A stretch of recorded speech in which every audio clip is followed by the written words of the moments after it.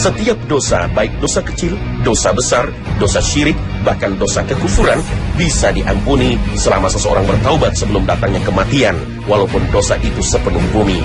Allah berfirman, katakanlah, hai hamba-hambaku yang melampaui batas terhadap diri mereka sendiri, janganlah kamu berputus asa dari rahmat Allah. Sesungguhnya Allah mengampuni dosa-dosa semuanya. Sesungguhnya dialah yang maha pengampun, lagi maha penyayang. Al-Quran Surah Az-Zumar ayat 53. Ayat ini merupakan seruan untuk segenap orang yang terjerumus dalam maksiat, baik dalam dosa kekafiran dan dosa lainnya, untuk bertaubat dan kembali pada Allah. Ayat ini memberikan kabar gembira bahwa Allah mengampuni setiap dosa bagi siapa saja yang bertaubat dan kembali padanya, walaupun dosa tersebut amat banyak, meski bagai buih di lautan yang tak mungkin terhitung. Dalam ayat lain disebutkan, tidaklah mereka mengetahui bahwasanya Allah menerima taubat dari hamba-hambanya. Al-Quran Surah At-Taubah ayat 104. Dan barang siapa yang mengerjakan kejahatan dan menganiaya dirinya, kemudian ia mohon ampun kepada Allah, niscaya ia mendapati Allah maha pengampun lagi maha penyayang. Al-Quran Surah An-Nisa ayat 110. Bahkan kepada orang Nasrani yang menyatakan ideologi Trinitas, masih Allah seru untuk bertaubat. Allah berfirman, sesungguhnya kafirlah orang-orang yang mengatakan bahwasannya Allah salah seorang dari yang tiga, padahal sekali-kali tidak ada Tuhan selain dari Tuhan yang Esa.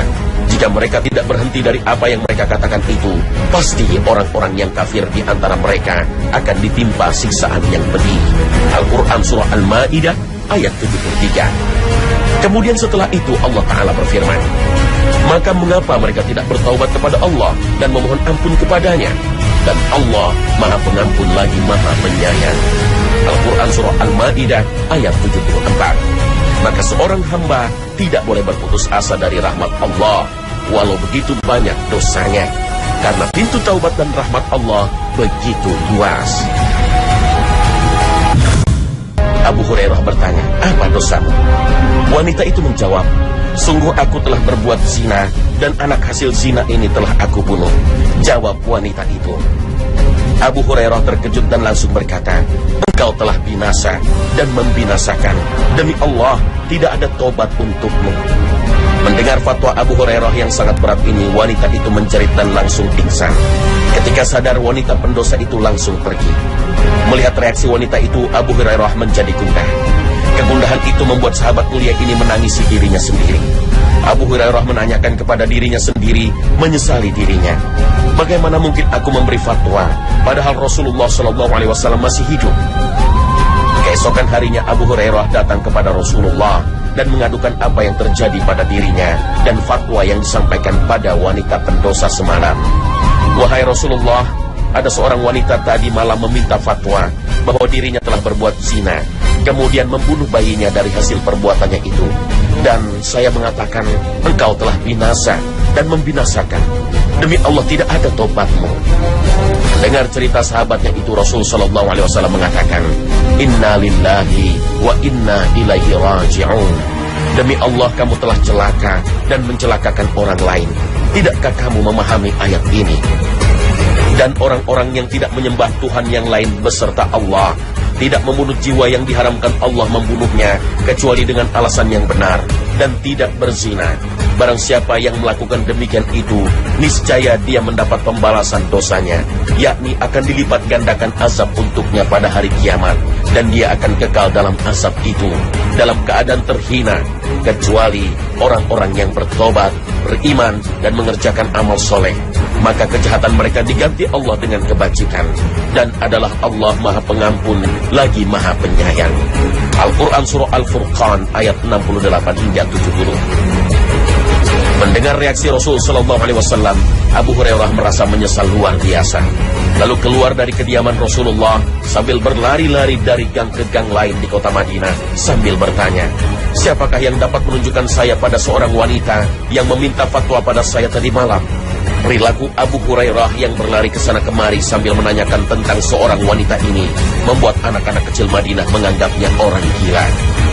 Malam harinya, Abu Hurairah menemukan wanita yang dicarinya berada di tempat semula. Maka Abu Hurairah memberitahukan pada wanita itu perihal sabda Rasulullah SAW bahwa ia ada kesempatan untuk bertobat.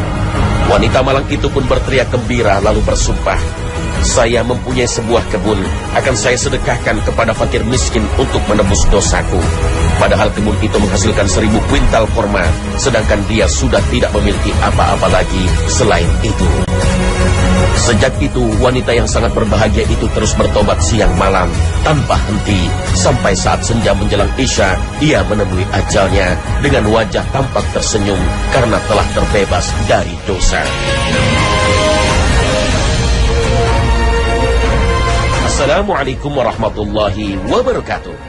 Pagi ini, Khazanah kembali menyajikan kepada Anda embun-embun ilmu yang terpendam dalam luasnya Khazanah Islam. Apa yang dilakukan sahabat mulia Abu Hurairah dengan menyatakan tidak ada kesempatan taubat bagi pezina itu bisa saja merupakan ungkapan spontan yang kaget dengan perilaku yang dianggap terlalu.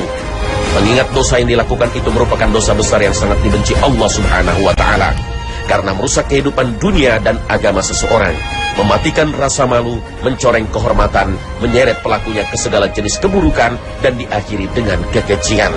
Itu sebabnya Allah berfirman, "Dan janganlah kamu mendekati zina. Sesungguhnya zina itu adalah suatu perbuatan yang keji dan suatu jalan yang buruk." Al-Quran Surah Al-Isra ayat 32. Bahkan dalam ayat lain Allah Subhanahu wa Ta'ala dengan tegas memberikan hukuman bagi pelakunya di dunia. Perempuan yang berzina dan laki-laki yang berzina, hendaklah kalian dera masing-masing 100 kali.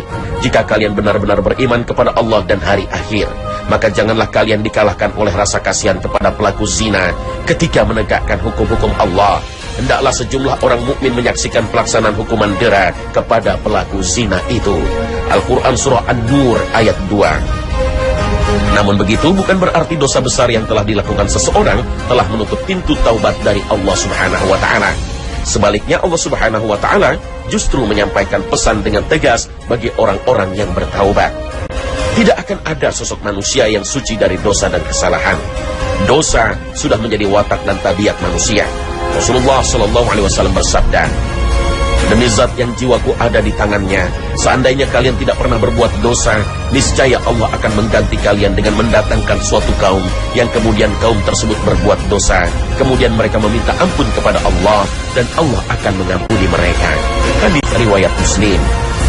Tidak terbayangkan bagaimana keadaan bumi ini seandainya Allah Ta'ala membalas setiap dosa yang diperbuat oleh manusia saat ini dengan hukuman secara langsung darinya. Sebagaimana Allah telah menenggelamkan kaumnya Nabi Nuh alaihissalam, demikian pula Allah telah kirimkan angin kepada kaum 'Ad. Sebagaimana pula Allah telah balikkan bumi ini dan Allah kirimkan bebatuan kepada kaum Nabi Lut alaihissalam. Sungguh besar kasih sayang Allah Subhanahu wa Ta'ala kepada umat Nabi Muhammad sallallahu alaihi wasallam. Maka sebaik-baik manusia bukanlah manusia yang suci dan bersih dari dosa dan kesalahan, karena memang tidak ada orang yang bisa demikian. Lihatlah sabda Rasulullah sallallahu alaihi wasallam, "Setiap anak Adam pasti sering melakukan dosa dan kesalahan, dan sebaik-baik orang yang berdosa adalah orang yang rajin bertaubat." Hadits riwayat Tirmizi dan Ibnu Majah. Maka orang yang berdosa hendaknya segera bertaubat kepada Allah Subhanahu wa Ta'ala, karena salah satu tipu daya iblis kepada Bani Adam adalah dengan menjadikan dosa yang dilakukan seolah-olah kecil dan remeh, sehingga membuat manusia menunda-nunda taubatnya kepada Allah Subhanahu wa Ta'ala. Rasulullah SAW bersabda, "Sesungguhnya seorang hamba ketika berbuat dosa, maka pada hatinya akan tertinggal setitik noda hitam. Jika dia bertaubat dari dosanya, maka hatinya akan dibersihkan dari noda hitam tersebut. Namun apabila dia terus menambah dosanya, maka noda hitam tersebut pun semakin bertambah. Demikianlah Allah Ta'ala firmankan, sekali-kali tidak. Bahkan apa yang mereka lakukan tersebut akan menutupi." Hadits riwayat Tirmizi. Semakin bertumpuk dosa yang dia lakukan, seiring dengan itu akan semakin gelap hatinya, hingga hatinya menjumpai kebinasaan. Inilah sebesar-besar kecelakaan dan musibah. Jika hati seseorang sudah binasa, apalagi yang bisa diharapkan dari kehidupan ini? Sedangkan kehidupan yang hakiki tidak lain adalah kehidupan hati. Allah Subhanahu wa Ta'ala berfirman, "Bersegeralah menuju ampunan dari Rabb kalian dan menuju surga yang luasnya seluas langit dan bumi yang dipersiapkan bagi orang-orang yang beriman." Al-Quran Surah Ali Imran ayat 133. Taubat yang diterima Allah Subhanahu wa Ta'ala adalah taubat nasuha. Hai orang-orang yang beriman, bertaubatlah kepada Allah dengan taubatan nasuha, taubat yang semurni-murninya. Al-Quran Surah At-Tahrim ayat 8. Makna taubat nasuha, sebagaimana menurut para ulama adalah menghindari dosa untuk saat ini, menyesali dosa yang telah lalu, bertekad tidak melakukannya lagi di masa akan datang. Lalu jika dosa tersebut berkaitan dengan hak sesama manusia, maka ia harus menyelesaikannya dan mengembalikannya.